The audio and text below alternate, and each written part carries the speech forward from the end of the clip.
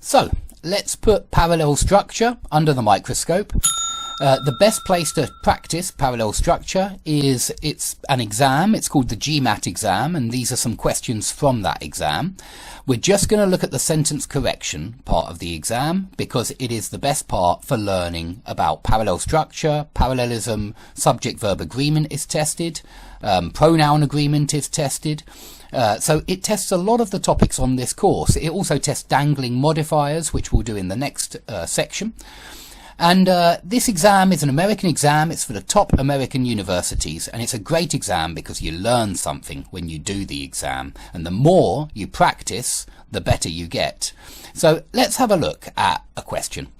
I'm going to read this aloud. Giuseppe Alessi, a world-class chef whose life has been a search for the genuine and the delicious in Florentine cooking, is an accomplished scholar, not only unearthing many of his recipes from medieval and Renaissance manuscripts, but also a poet and philosopher who draws his inspiration from the idyllic frescoes of Etruscan tombs.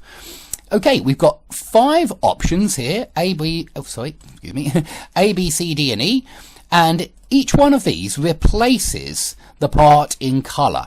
Now, A is exactly the same as the one above. It's exactly the same as this. So A is in the question already, but B, C, D, and E are other options, and they go in exactly the same position as A did. Okay, that's the part in colour. I've tried to make it easier to see. And you'll probably notice already that it's not clear from what I've just said if there's a mistake in that sentence or not. They're usually such complicated sentences that you have to look carefully to decide if there's a mistake somewhere.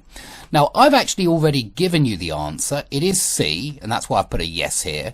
And I've pointed out that it's parallel, but let's look exactly how the other answers are incorrect. You know, why they are incorrect. Why are they not parallel? Now let's break the sentence into simpler parts. If you see these commas here, why are these commas here?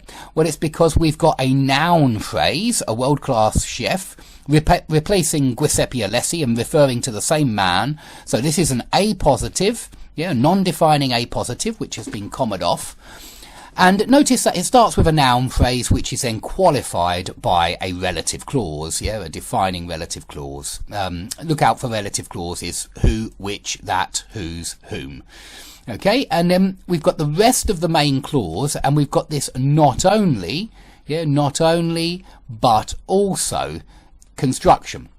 And when you've got a correlative conjunction, you have to think about parallel structure. Not only X, but also Y. And this is because you're making a comparison. And whenever you make a comparison, you've got to compare like with like.